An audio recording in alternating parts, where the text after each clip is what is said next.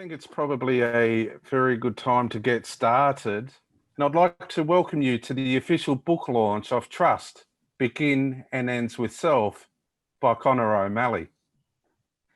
To start the event, we'll make an acknowledgement of country.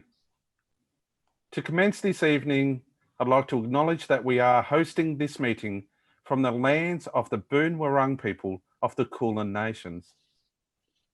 I'd also like to acknowledge the traditional custodians of the various lands on which you all live and work, and any Aboriginal and Torres Strait Islander people joining us today. I pay my respects to elders, past and present, and celebrate the diversity of First Nations people, their cultures and connections to the lands and waterways of Australia. Now, for tonight's event. First, we're going to hear from Conor on why he wrote the book, what writing the book meant for him personally, and what are the key points and messages of the book. I, of course, will ask Conor a couple of questions about how trust applies in contemporary business and in leadership. We'll then open to the panel. We'll hear Alan discuss his perspective on writing the foreword.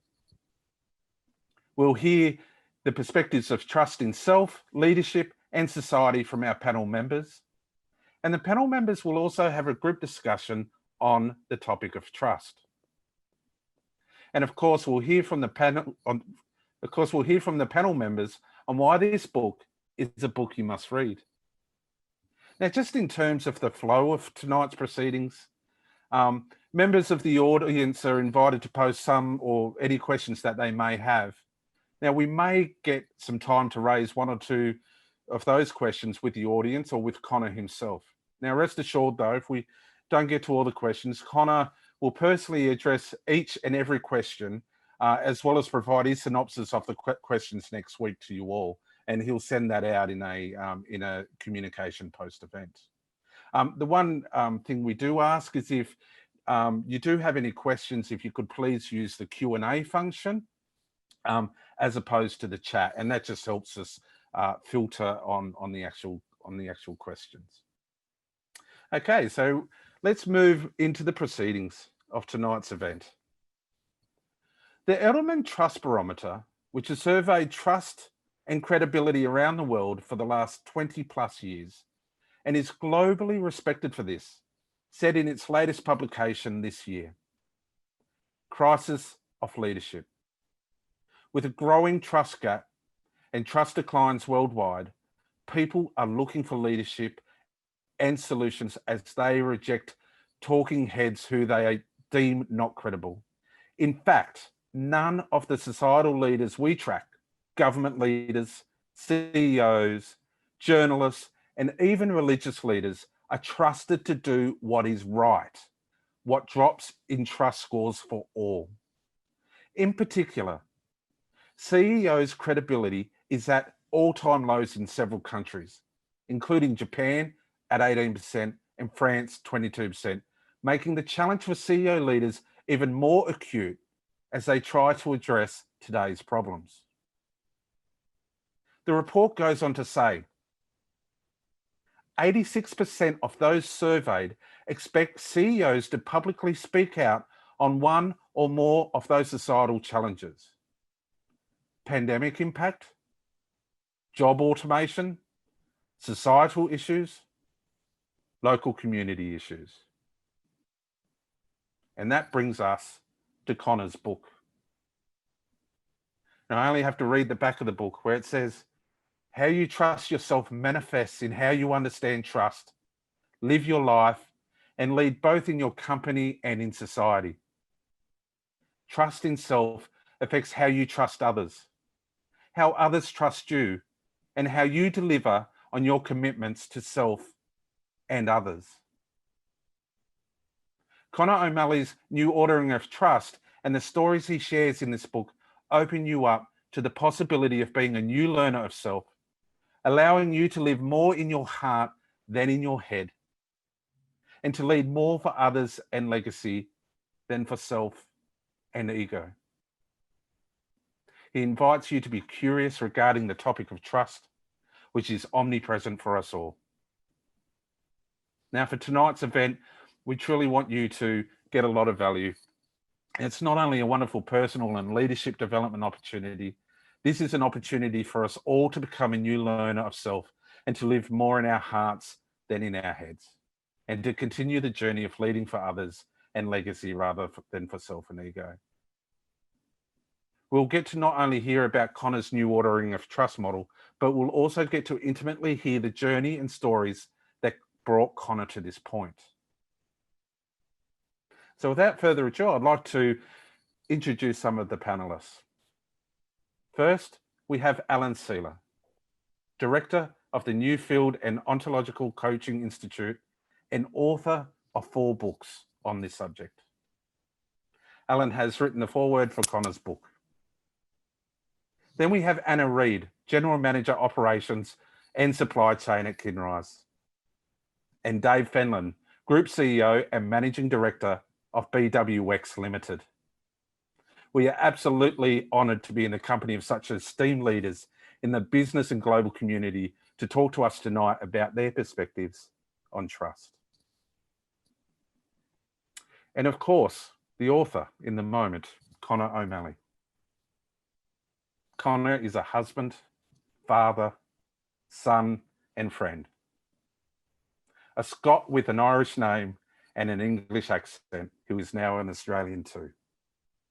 An executive coach for leaders who want to learn to be more effective leaders of their business and team in societies. He is the CEOs Caddy. As we know, he is the author of Trust, Begins and Ends with Self. And finally, he is the creator of the life and coaching philosophy of observe, choose, act, whose purpose in life is to be a beacon for others. So with that, let's welcome Conor into the conversation. Thanks, Matthew. Great to be here. Thanks, Conor. Thank you for taking the time and for putting on such a wonderful event. Well, you've been part of that yourself, Matt, and I'd also like to say, thank you to my fellow panelists. It means a lot to me that you guys are here, and also to everybody who's joined online from around the world. It's a huge honor and a privilege to have this conversation with you all this evening. So thanks very much, Matthew. Really appreciate it. Thanks, Conor. Now, I did want to start, Conor. Why did you write the book?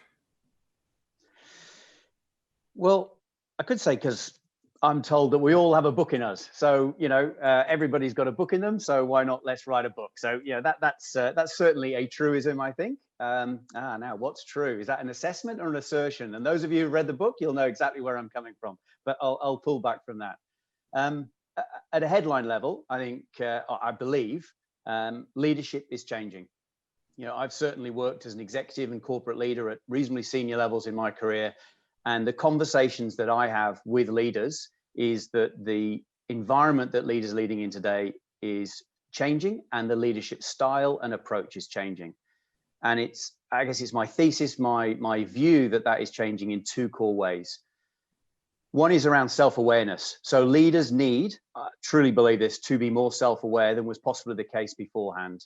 Why? Because those who they lead are looking for different things. Now, yes, still decision-making, critical, visioning, absolutely critical, taking action, absolutely critical, 'twas ever thus.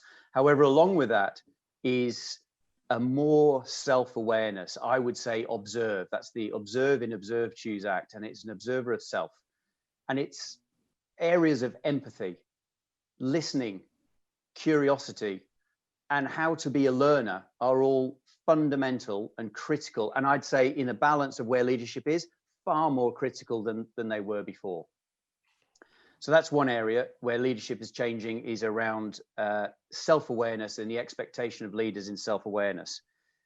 Now, those of you who kind of are on LinkedIn know that I put a post yesterday where I read something in a recent article on trust by Punit Renjen, who's the Deloitte CEO, global CEO of Deloitte. And he wrote this in October 2018, that only 51% of millennials believe businesses today are a force for good. And that's for me, that's such a great segue to my second point about leadership is changing and why I wrote this book.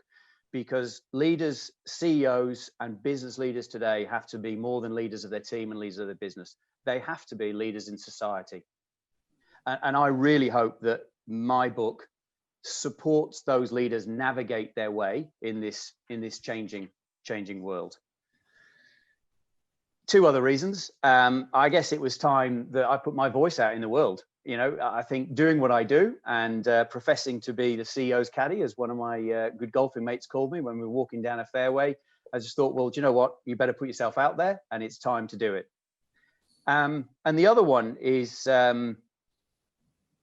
saying, you know, thank you and acknowledging really important people in my life and putting myself out there to almost take a milestone in my life and say thank you. And I know my family, my parents in the UK are online now, and I just want to say, Mum and Dad, thanks, love you, and I really appreciate everything that you've done for us, me and Simon, and yeah, thank you. So that's why I wrote the book, Matt. Thanks, Conor. And you, of course, talk about more heart, and which makes me very curious. What does writing this book mean for you personally? I know when you spoke to me about this earlier, you know, and you know, we've known each other for a long time, and I think the word that really resonates is acknowledge. I feel it's an acknowledgement of people in my life, as I've just said, and also of where I am in life. So it's you know, it's no you know, self book. It's written for others, but there are stories in it, you know, which I think, you know, some people will relate to, and that's what it means personally, putting my stories out there, even saying that I'm, you know, a Scot with an Irish name and an English accent. I mean, that's the chip that sits on the shoulder. So, you know, put it out there and just go with it.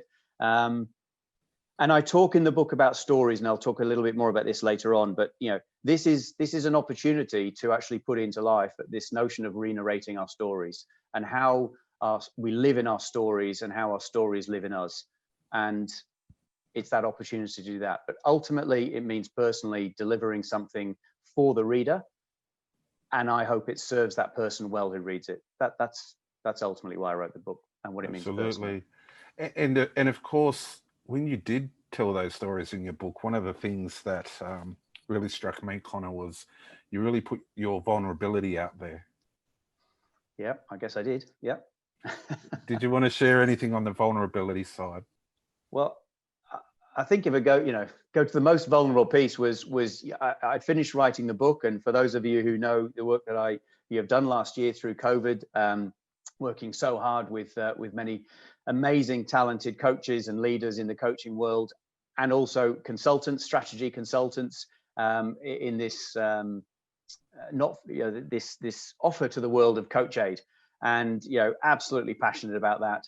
And you know, you'll see this at the end of the book is, you know, I realized that I was actually getting myself back into the world of leadership, and I consciously chose to leave the world of leadership to work with leaders and to support them as a coach. And yeah, I'll say it became too much, and it really kind of, that's not where I wanted to be, and that's not where I thought my best service of others was.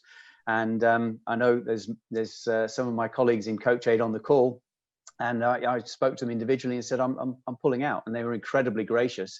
I thought, oh my God, I put this in the book. What am I going to do? And I think Michael's on the call, the publisher, and we worked through a way of just saying, just go for it.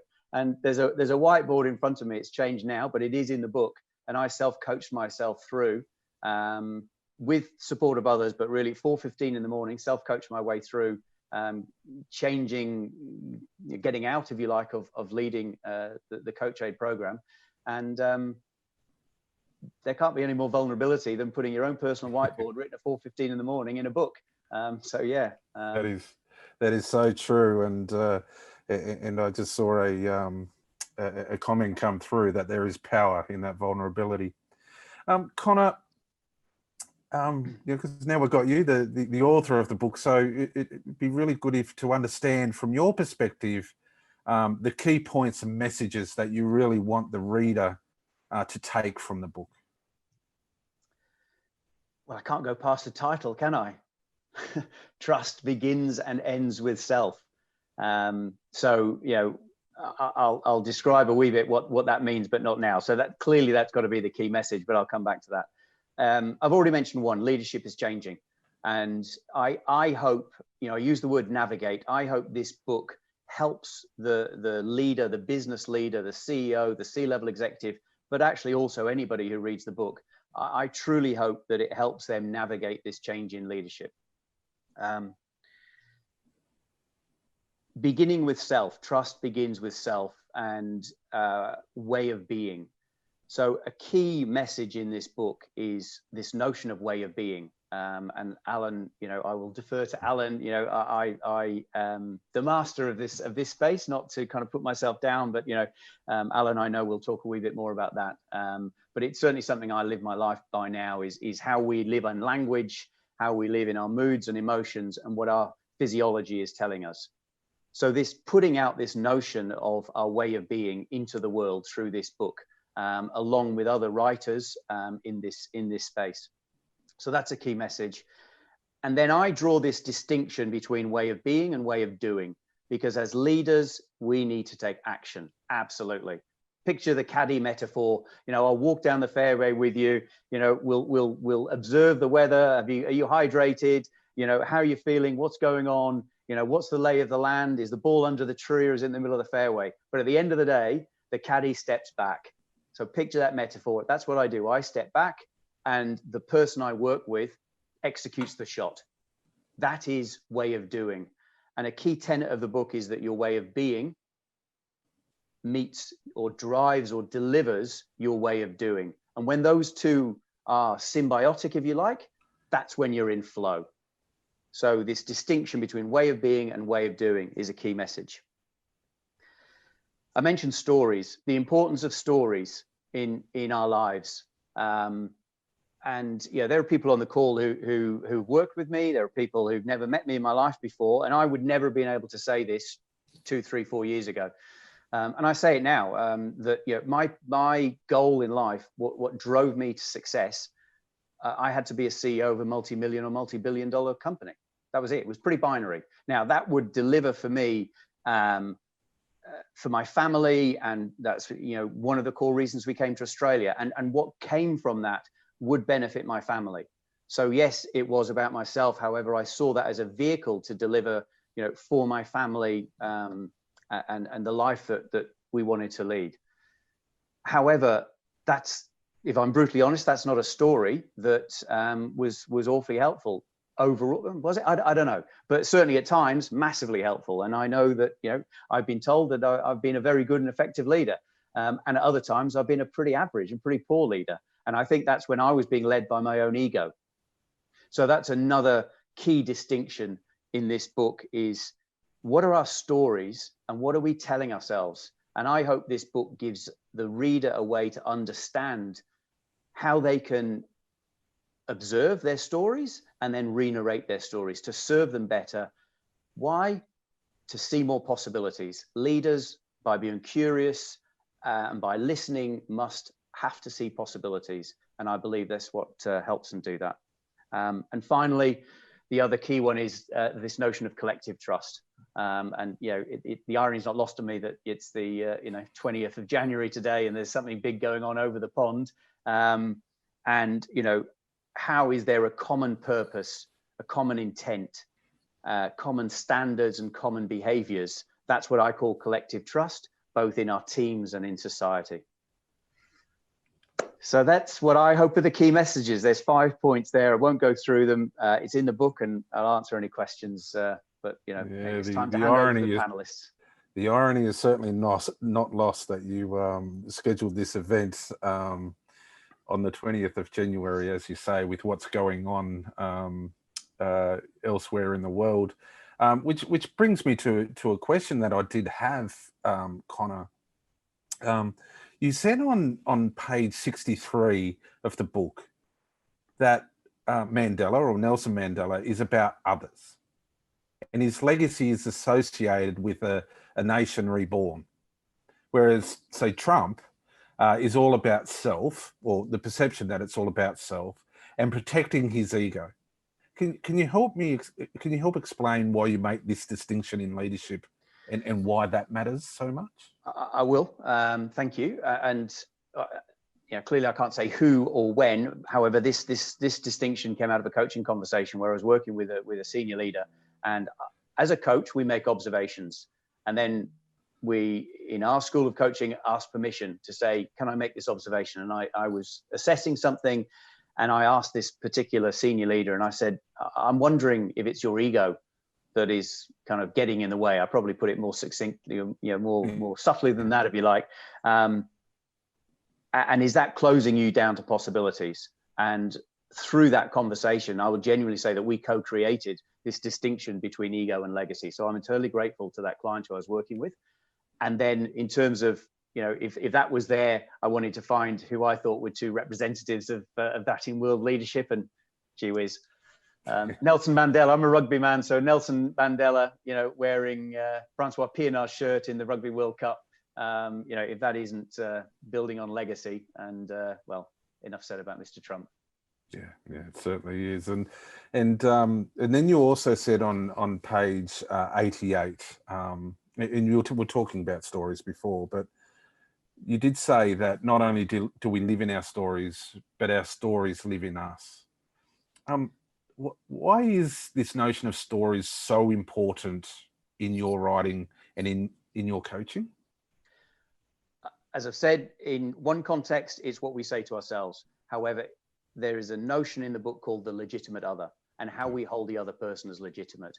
And if we can understand and go with this idea that we all live in our stories, or at a physiological level, our stories live in us at a deeper, in our nervous system, then if it's good for me, it's good for you, and it's good for everybody on this call, then it's good for those who we lead.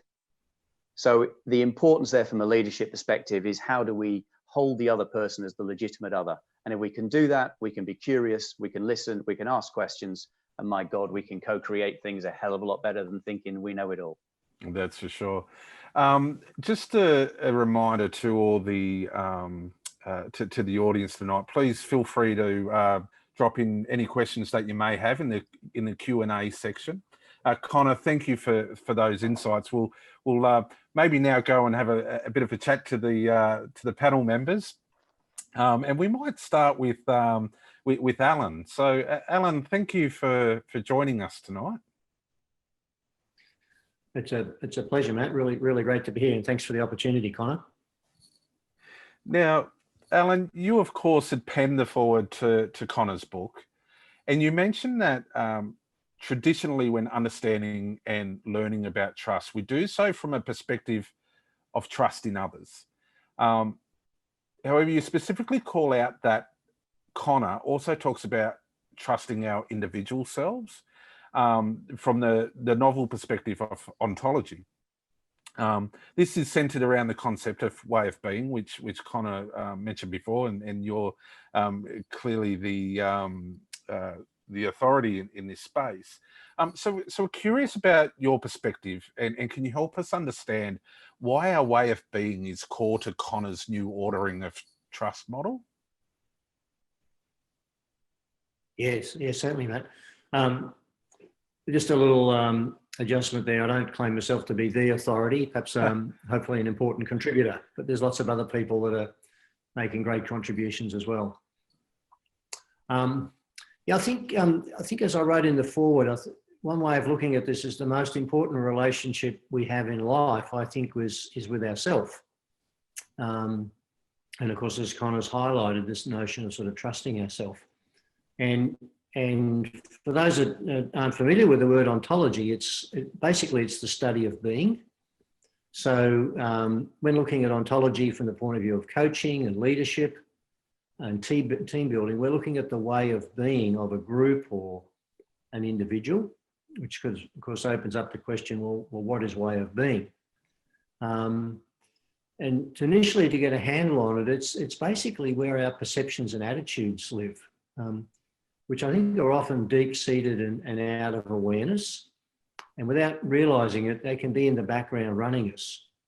So ontology is about wanting to help discover in a constructive way what seems to be the essence of our being that we may not have been able to reveal to ourselves up until now.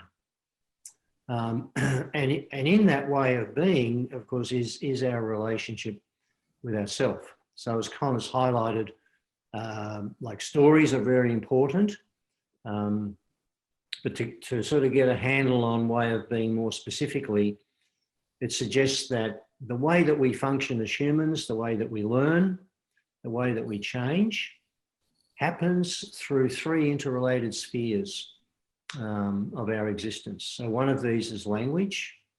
The other one, as Connor's pointed to, is emotions and moods. And then the third one is our physiology. And the physiology is the embodiment of who we think we are and what's possible for us in life.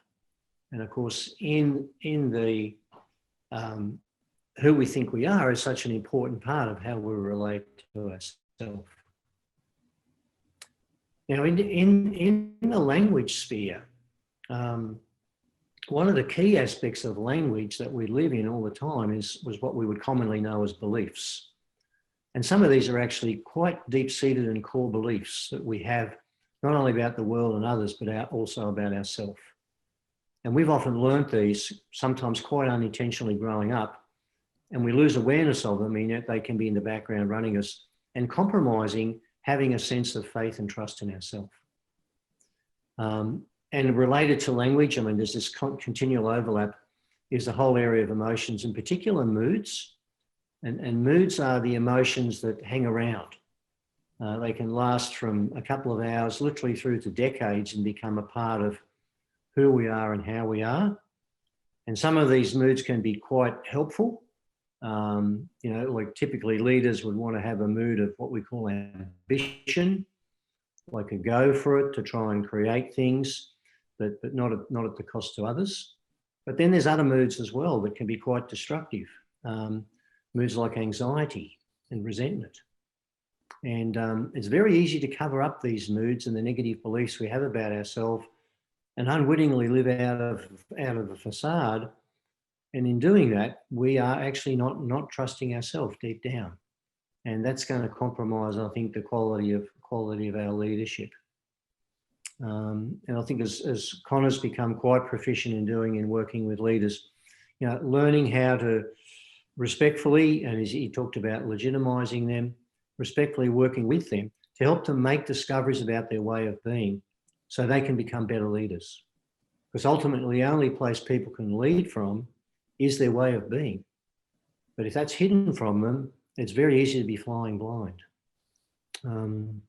So that's you know, a bit of an overview of the whole notion of way of being, and for me, how it relates to the notion of trusting yourself. Yeah. Well, thank you, Alan. Thank you very much for sharing your perspective there. And as a contributor to ontology, you and of course reading Connor's book, were there any other key insights that you gleaned from the book as someone that's worked in this space for quite a while?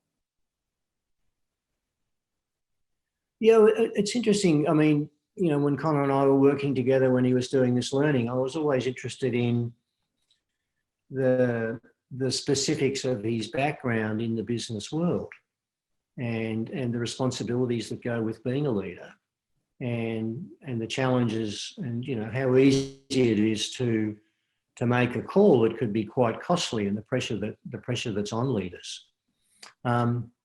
So I think that it's very easy to criticize leaders these days, and often with justification, but the world's become a lot more complex place. And there's, you know, leaders have got to make often rapid decisions on very limited information.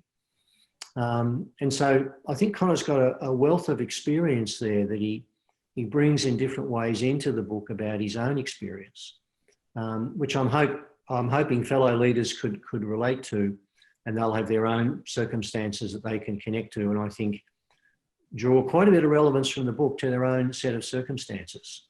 And what I love about what Connor's done at different ways in the book is encourage people to engage in self-coaching, to take what he's offering in the book and apply it to themselves. Because from the ontological perspective, knowing is doing. You know, knowledge isn't just sort of being able to spout something; it's being able to apply something, particularly for the benefit of others. And as Conor So mentioned, that's something that I very much appreciated about the book. Yeah, and as Conor mentioned before, and as what's in the book, Conor practiced the self-coaching part himself. So he even self-coached himself through a particular challenge that he was experiencing. That's right. Thanks, thanks very much, Alan. Might move to Anna, and Anna, thank you also for joining us tonight. That's right, Matthew. A pleasure to be here, and I'd like to pass on a big congratulations to Conor on fantastic achievement of getting the book written, and it's been a great read. Thanks, Anna. Anna, Conor says on page 9 that trust has been ever present in human evolution and in societal evolution. It's been a constant, and it's not something that we can take lightly or should ignore. We should be focused on it. Would you like to share your thoughts on this passage and perhaps what those words mean to you? Yeah, sure. So I think firstly, I think as all of us would know that, trust just doesn't happen. It requires investment.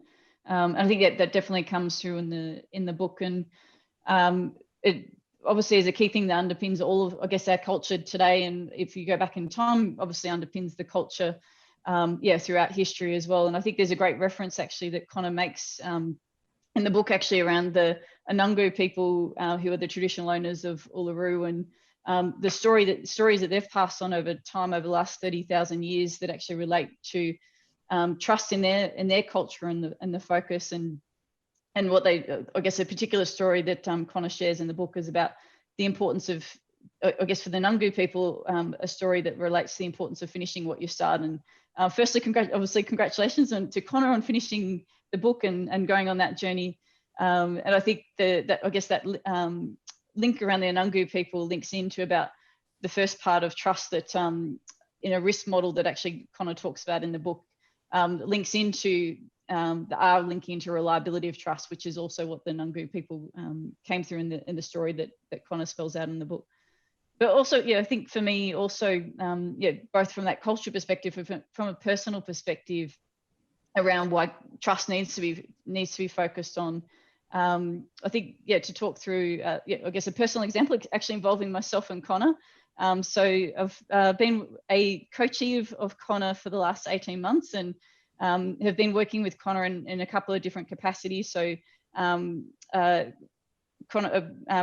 about a year ago, moved into my first executive role. So Conor helped me moving into that role and supporting me in my first executive role. So being my caddy along the side in that role, but also when I was making the decision to I guess to move into the role that I'm doing today, I was in a very fortunate position actually I had four role opportunities that actually came up at the one time, and was in a bit of as we coined it together, we had a decision dilemma to work through, and Conor very kindly offered 2 hours of his time to help me work through this decision dilemma.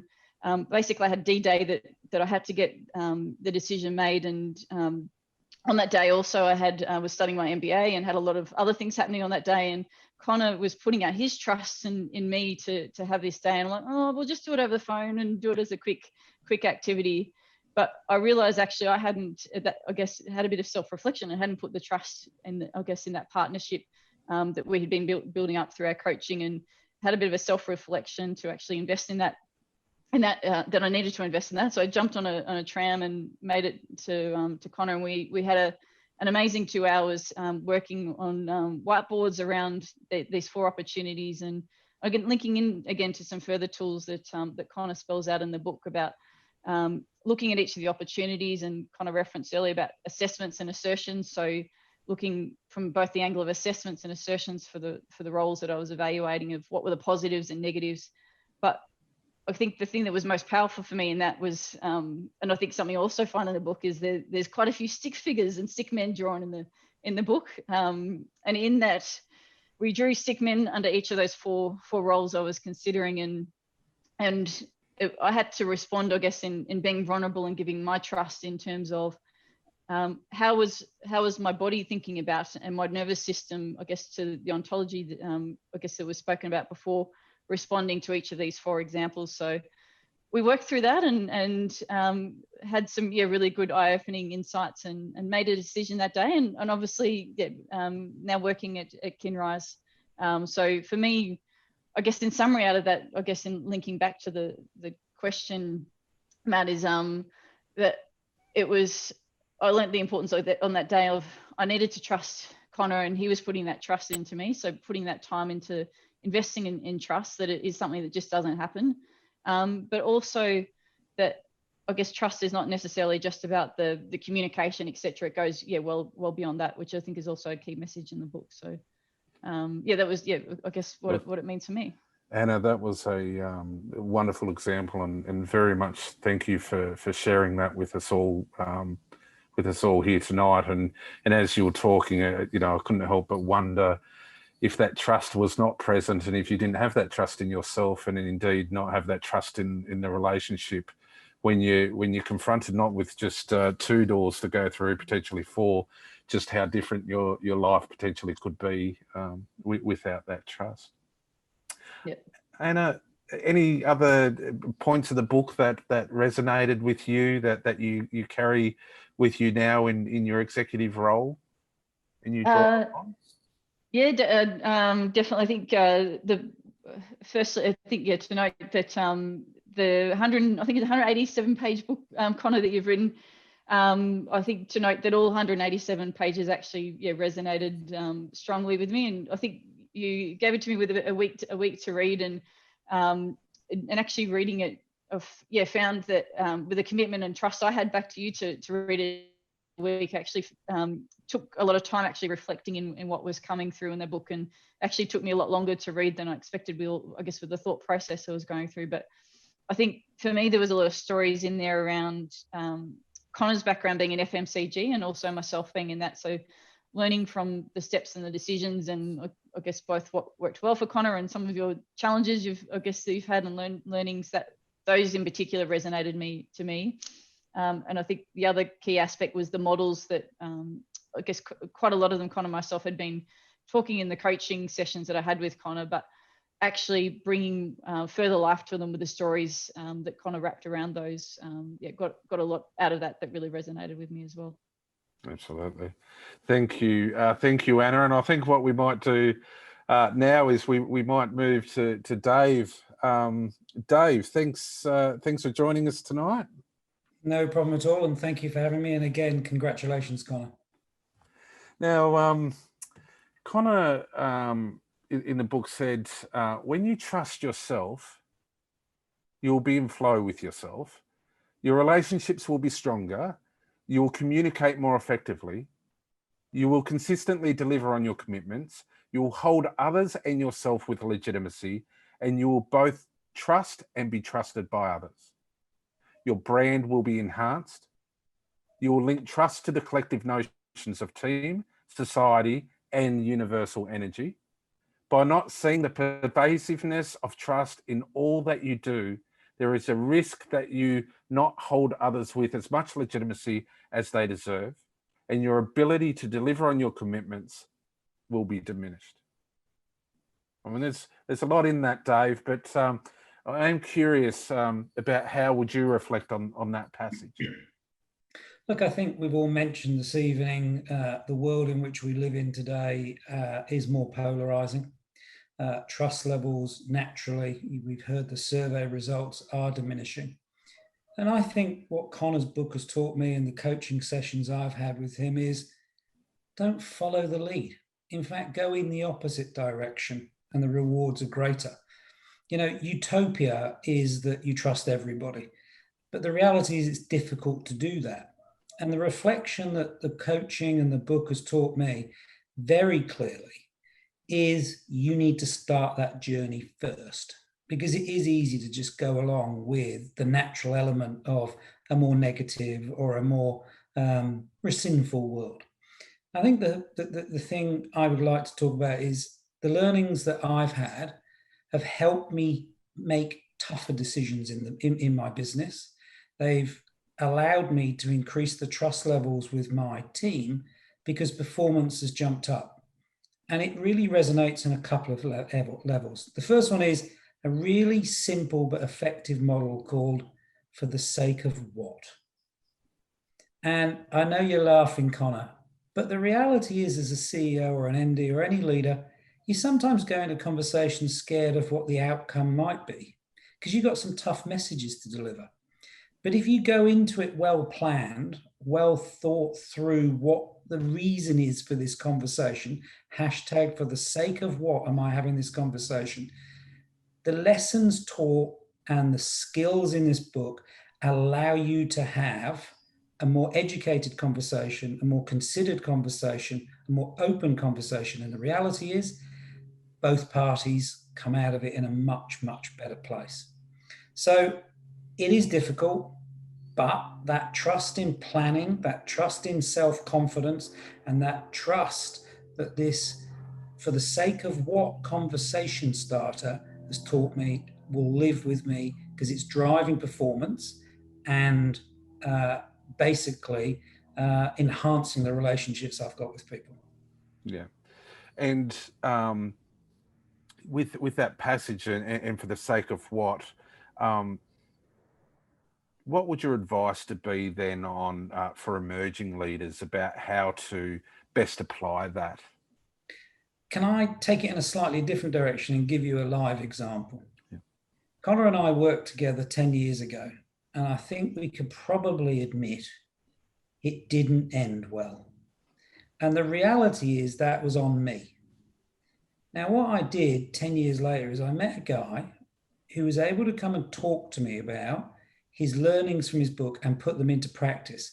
He put history behind him and took on an opportunity to teach me that trust begins with self. And I don't think there is any better way than proving to leaders is through actions. And Conor, 10 years on, taught me through his actions there is a better way, a different way, and an all-encompassing approach that means you can live, feel, and operate in a better way. It reduces the stress, it reduces the pressure, and God, it means that you get better results too. So apologies for going off piece, Conor, but the reality is, my friend, you proved it through your actions that you believe this and you can coach it. Thank you very much, Dave. Thank you. Very well. That's so. With that, what we might do now is we might actually go to the panel and bring the entire panel on, and we'll grab a question from the group, and you'll have to apologise. I'll have to apologise in advance. I'm just going to pick one here randomly, and I'll pick the one from Peter Middleton. And again, I invite the entire panel to perhaps discuss this topic amongst yourselves. Peter asks, are you seeing many developments in company cultures towards harmony in regards to human culture within the ecosystem? That's an area that I would consider to compromise trust for most people. And how do we promote connection and empathy in a fast-paced company culture? I'll kick off with you, Conor, and then maybe hand the baton around to the other panelists. Sure. Thanks, Matthew. Peter, good day. Thank you for that question. It's lovely to hear from you. I think I'll go to the second part of the question, if I may, around creating that connectivity. And for me, that does go to the heart of collective trust. So where does that connectivity come from? At an individual level, at a leadership level, I think the first place it comes from is holding the other person as the legitimate other. So how many times do we go, I'm too busy, you know, here's a story which, you know, from my days in Coles, make it very quick. I really prided myself on being open and having conversations, walking around the room and, you know, talking to people, being in a distribution center, or in this case, it was particularly in an office. And I know that more often than not, my time leading in Coles, my head was kind of full of so many different things. And at the end, and I had a conversation with a lady in my team, and I'm humbled by this fact that she came up to me at the end of the day and said, can we have a, can have a chat? I said, of course, yeah, let's have a conversation. And she said, do you remember the conversation we had earlier on today? You came and sat at the desk and we had a chat. I said, yeah. She said, do you remember what I said? I hadn't got a clue. I hadn't got a Scooby, not a clue. And I'm truly embarrassed to say that. And I'm also humbled and thank this lady for actually having the courage to actually ask, at the time, a pretty senior leader in Coles. And it made me realize that using this notion now of the legitimate other, that I unwittingly, unknowingly thought I was doing the right thing in terms of a way of doing, but actually my way of being wasn't fully present and didn't hold her as a legitimate other. And I wasn't truly listening. So Peter, that will be my answer to the second part of your question about connectivity, is as leaders holding every individual as the legitimate other, truly listening to them. And then if you don't have the time for that conversation, don't have the conversation and say, I'm really sorry. I need to kind of not have this conversation at the moment. However, I commit to coming back to you. And that's one of the key tenets of the book, is delivering on your commitments. That's what builds trust. And then you go back and have that conversation with somebody in your team. That's where the connectivity will come. Alan, did you have anything further that you wanted to add to Conor's comments there? We've lost Alan for a moment. You're on mute. Sorry. Yeah, just to build on what Conor said, I think what it highlights is just the crucial role of listening, and it's a very underrated part of how we are and how we relate with others, and it relates to this notion of the legitimate other. I think it was the management consultant Peter Drucker who encouraged managers to manage by walking around, not meaning to have a stroll, but to really pay attention and listen to what's going on, with other people in the organisation. And I think it's not just listening to what they're saying, but it's listening behind that in terms of what are these people actually saying that's important to them? What are they saying they want to make sure gets taken care of and paid attention to as part of their involvement in the company? I think that's such a crucial part of people feeling connected. And I'm sure everyone will know from your own experience, it's a horrible experience. It's horrible when you don't feel listened to. You feel marginalised, dismissed, put aside. But when you do feel listened to, it's almost like a gift that someone actually cares enough to want to take notice of what's important for us. Absolutely. Thank you, Alan. I might just do one more quick question, and I might ask Anna and Dave to respond. And this one's from Ashley Malloy. And Ashley asks, what is one insight that would alert you to know if you are acting out of ego? Is it how you respond to problems? So Anna, I might give that one to you to try and respond. Yeah, a really great question, Ashley. I think it's I think as Conor actually spoke a little bit before about that, being able to actually be conscious of it and that self-reflection. So I think often in the moment, I guess when we're in that moment of acting out of ego, is that we're probably being conscious of it is something very hard to do, and it does take time and practice to actually be able to identify that you are acting out of ego. So I think I guess for me, the key insight is keeping that front of mind of thinking about, I guess collectively, what does everyone need out of this situation, and what is everyone's interest? So rather than just thinking about your own interests, but also, having that conscious of, am I just putting my own thoughts first and pushing my own thoughts without actually thinking about what the collective is. And I think as leaders, it is very easy sometimes to be pushing our ideas and thinking that I guess part of our role is actually just to be sharing our ideas and our experiences and solutions. But more importantly, I guess, is to be able to have that humility to step back and open up to others and their ideas and be conscious of that. There's certainly something to be said about that humility. Dave, did you want to add anything to Anna's comments there?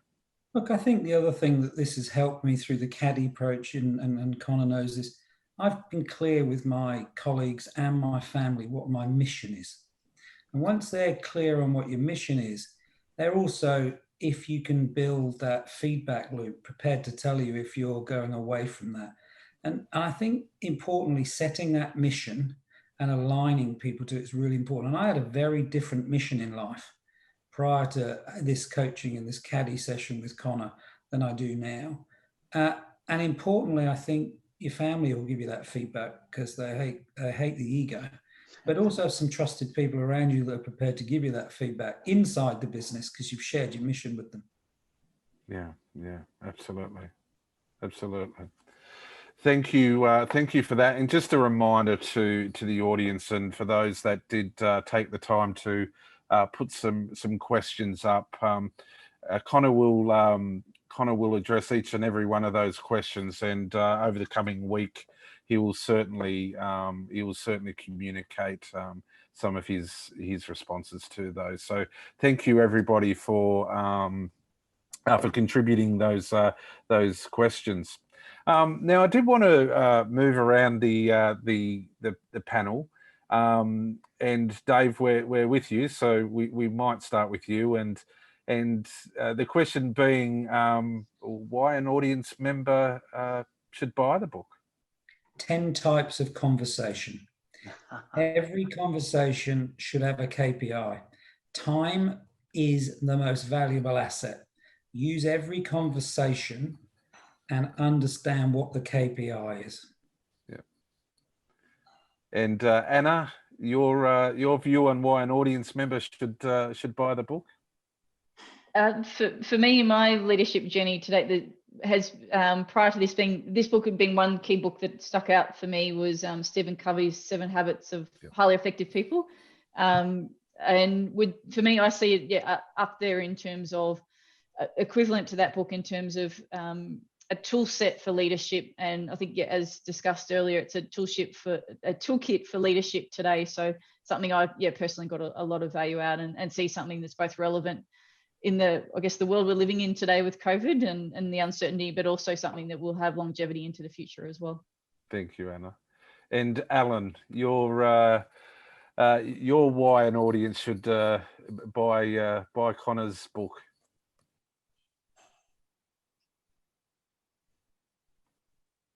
Again, I think there's a saying that even if you get one idea out of a book, it's been worthwhile. Well, I think there's tons of ideas in this book, but one that I think could be invaluable for leaders is the notion of self-coaching, which I think involves taking greater responsibility for yourself, understanding yourself better, and in the process, learning to legitimize yourself as part of the process of trusting yourself. So I think being able to self-coach, I think, is an invaluable tool for leaders. Yeah. Thank you, Alan. And look, from my perspective, when I read the book, and Conor and I, as you mentioned, known each other for a long time and worked with each other, and have had a bit. But for me, it came. It was one of those books, and when reflecting on self and trusting yourself, it was just really, really compelling. And my wife and I had the conversation that it is one of those books that will be a once a year book that you, sorry, not once a year, but you'll always refer to it. But at some point you'll go back through it in detail because the messages are so powerful. But it's also a book that you can take with you in your leadership journey and in life and in your outside of your organizational leadership responsibilities, but in your society leadership, and it's something that you can refer to at any point in time. And of course, Alison Hernandez, who is the managing director of Asia Pacific for Randstad Rise Smart, she said on the cover that as a leader who trusts her gut, this book is a powerful reminder to do so. It is more than that, though. It provided me with new concepts that ignited me into taking action, and professionally and personally. And I think Alison's words put it nicely about how powerful this book can be for you.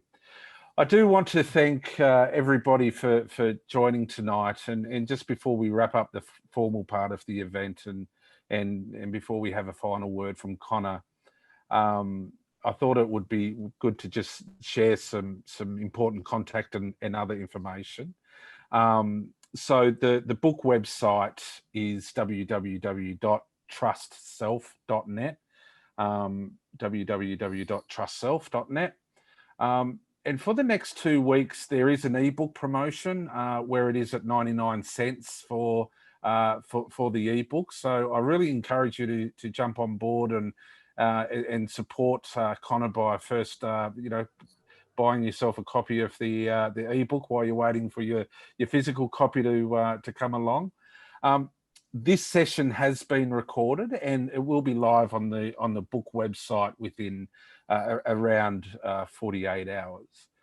And as and the model, a new ordering of trust and a synopsis response to the themes and the questions that were asked will be sent to all the attendees sometime next week. And of course, to contact Conor, the preference is via LinkedIn. It's probably the most easiest. And of course, you can touch base with him at his website at connoro'malley.com.au. Now, the only thing to keep in mind there, that might be down for the next 48 hours or so whilst we're going live post this event. And of course, his email is connor@connoro'malley.com.au. Now, Conor will be interviewed on a number of podcasts over the next few weeks, including mine. So if you want to hear more of his views on this subject and join the debate of trust, watch out for those being promoted on LinkedIn. Scott Coe, who is online tonight and in the audience, he will be interviewing Conor at 12 p.m. Australian Eastern Daylight Time tomorrow. So that's at 12 p.m. AEDT tomorrow. And if you're interested in joining that discussion, the links will be in LinkedIn for this. I really do want to thank the panelists for all of their insights. It was they were fascinating insights and a great conversation. I do want to thank also Brandon, who most people won't see here tonight, but he's worked tirelessly behind the scenes to ensure that this event did run smoothly. And of course, and we want to thank Conor for sharing your time and your thoughts, and no doubt the audience tonight have gained a lot from that. So thank you very much, Conor, and to all the panelists, and of course Brandon. So what I would like to do now, just to wrap things up, I would like to give the final word to Conor for closing.